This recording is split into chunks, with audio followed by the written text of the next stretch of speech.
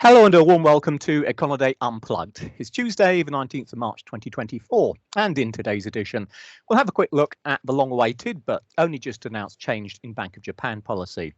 I'm Jeremy Hawkins here in London, and to take us through the latest developments and what they all mean for the economy and financial markets is Econoday's Japan expert, Max Sarto. Okay, Max, after 8 years, the BOJ has finally left negative interest rates behind with its first hike since 2007. So first things first, what did they actually do and did it meet market expectations? I think this time Governor Ueda and his team were sort of setting a stage for this moment. Through public speeches, press conferences, parliamentary testimony. So I think the market in general knew that it was coming. And what they decided, as you can see, is basically going back to the pre-Kuroda easing days, using the short-term interest rate, overnight interest rate as the main target, main tool for either easing or tightening. So from minus 0.1% now back to a range of 0 to 0.1.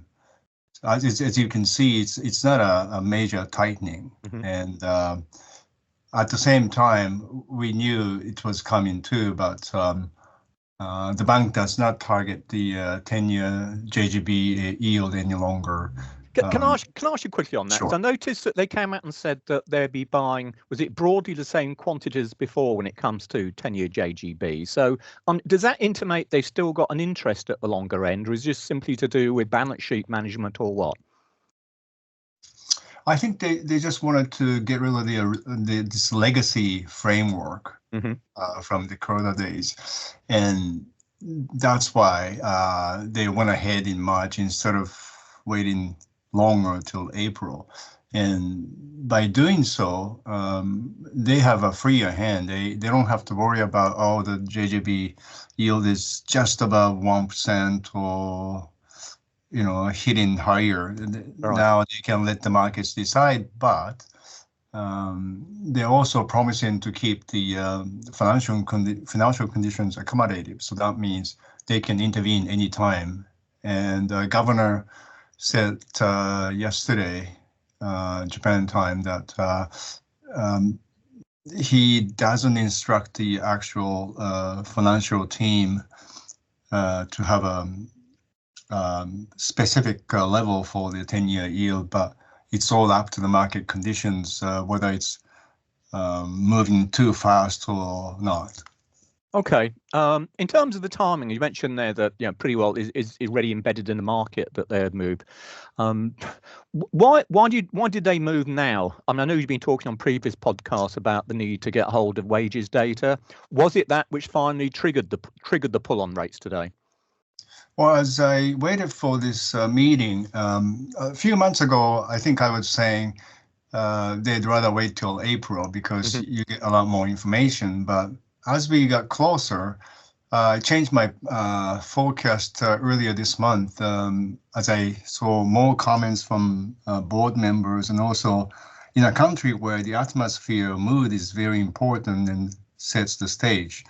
Not just BOJ policymakers, but media campaign of, it's coming and what's going to happen after they make the first step. And also business leaders are saying we will raise wages. And some companies are actually, there are reports coming out saying we offer more than the unions were demanding, and we do need people, especially qualified people. So the picture was changing quickly. And so then last Friday, when I saw the results of the Rengo Union Federation's first round of calculations of how the member companies are agreeing to the union demands, and that's when I thought, they're going, definitely. Okay, fair enough. Right, well, let's have a look. What do you think about, okay, the economic impact, indeed, impact on financial markets of this? Because, I mean, at face value, let's say what amounts to 10 basis points doesn't really mean a great deal, does it? But so to that extent, how significant do you think the tightening is going to be?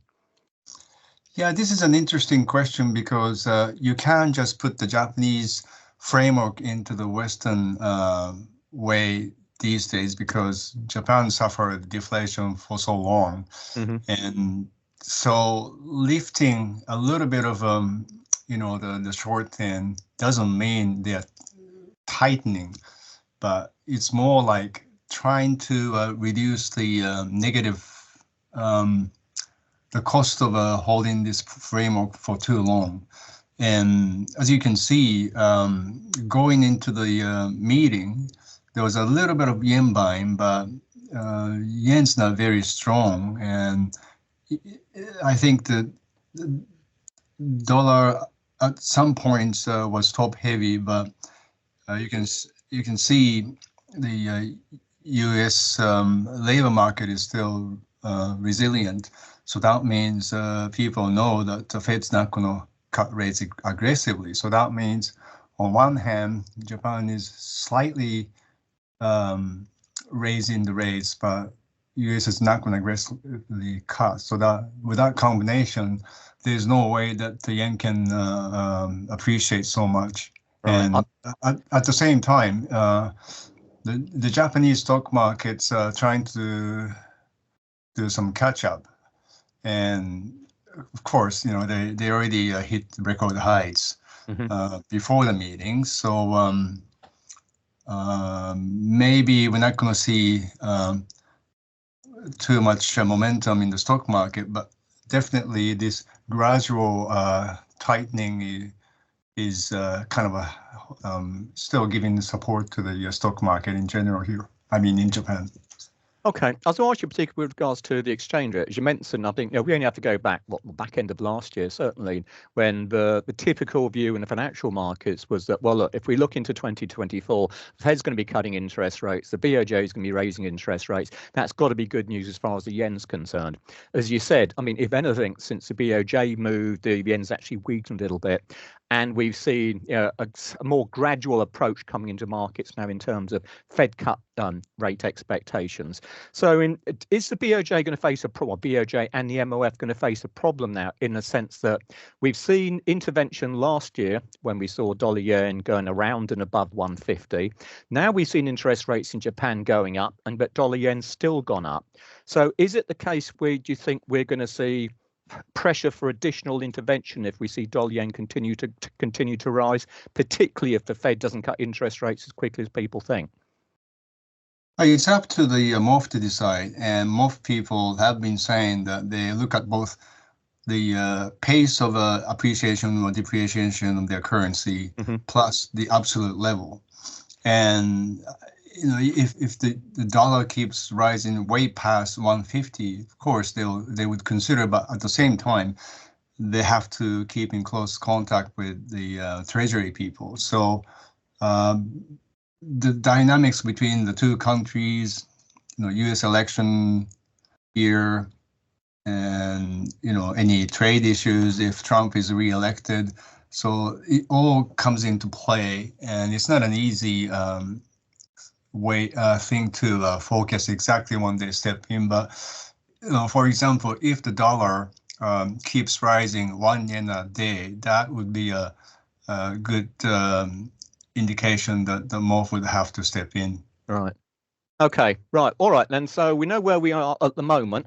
What about the future?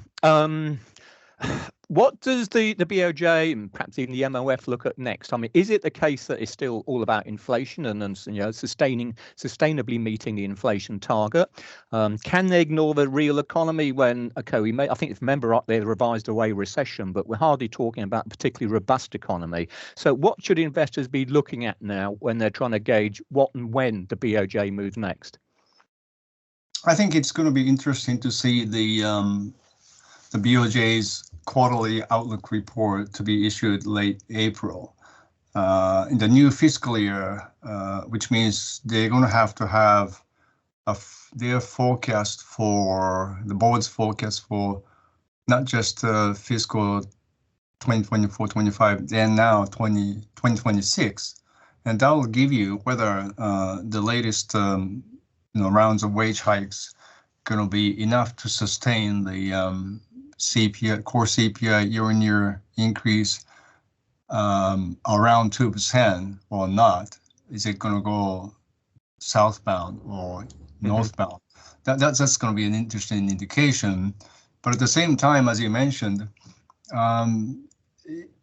this is not exactly tied to every update on the economic and price conditions or outlook. It is more like, for example, okay, I'll put you back into the, take you back to 2013 when then Prime Minister Abe was doing a campaign to turn around Japan's economy. Yeah. Basically cash injections by the BOJ. So that was then, and then Abe's gone, Kuroda's gone. So basically it's like constitution has changed. Now Ueda's mission is to normalize the BOJ's policy. And that's what's happening now. But mind you, back in 2007, February, that was the last time BOJ actually raised rates. But right. The framework back then was simpler and more normal. They managed to raise from 0.25 to 0.5, but then they ran into the global issue of the U.S. Property problems and global recession. So that was it. They couldn't go further. And look at the picture here now. It's minus 0.1 to a range of 0 to 0.1. It's like a baby step. Right. And they have more room, but I don't know how far they can go. Well, that actually, if I could do to interrupt, that's really kind of my last question in terms of, as you mentioned, it is a baby step. We're really talking about still as near as anything, there's zero rates. How far up do you think in short-term interest rates can go now? Well, talking to BOJ people and ex-BOJ people, the normal thinking is, okay, from 0.1 to maybe 0.25 and then 0.5, that's as far as they can see. It's really foggy and not clear skies or clear waters. And who knows, there's going to be another outbreak of a pandemic or global geopolitical situation so fluid. So I don't think it's an open-ended pursuit of a series of rate hikes to make it, to a more neutral level so that they can cut rates in a normal way when bad things happen. I don't know if they can actually lift it to 1%. That may be too far. So I think the board is thinking maybe if they could raise it to 0.5, that's quite an achievement. It's quite interesting, I think, isn't it? I mean, as you say, you can't necessarily compare monetary policy in Japan with what we're seeing in the West, but you're talking about, they'd be pretty happy perhaps if they could get the short-term interest rate up to 1%. But we've got a 2% inflation target, so we're talking, a negative 1% real long-term interest rate, which is very much in contrast to what we've traditionally seen with pretty well any Western central bank, where at least real interest rates have some degree of positivity over the longer run. So your view is that basically we're still going to end up with negative real interest rate in Japan. That's quite possible. I don't know if people like it though. I can see people are being fed up with holding a weak currency and not earning anything for the fixed income earners, retirees. So, and then, if they import, they lose money, or if they want to go overseas, they feel really poor. So I think that's affecting the approval ratings of the Kishida government too. So, in the interest of both the government and the BOJ, they have to raise rates. Meanwhile, if they do that, there's going to be reports on the other end of the scale saying, well, what happens to mortgages, and smaller firms say we don't have money to raise wages like the big ones. So it's going to be a gradual step, but the BOJ traditionally does want to raise rates so that they have a safety margin. Right, like any other central bank. Fascinating stuff, Max. Anything else you'd like to add before we close off?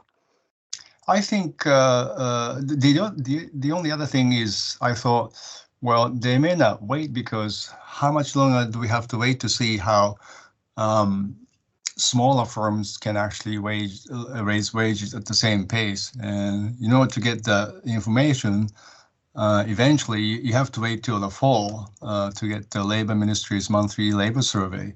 So that's going to be too late, definitely behind the curve. So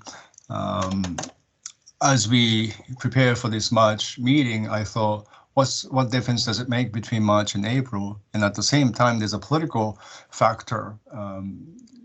You must have seen the reports of money scandal among major factions at the LAP ruling party. So Kishida's standing doesn't look so firm.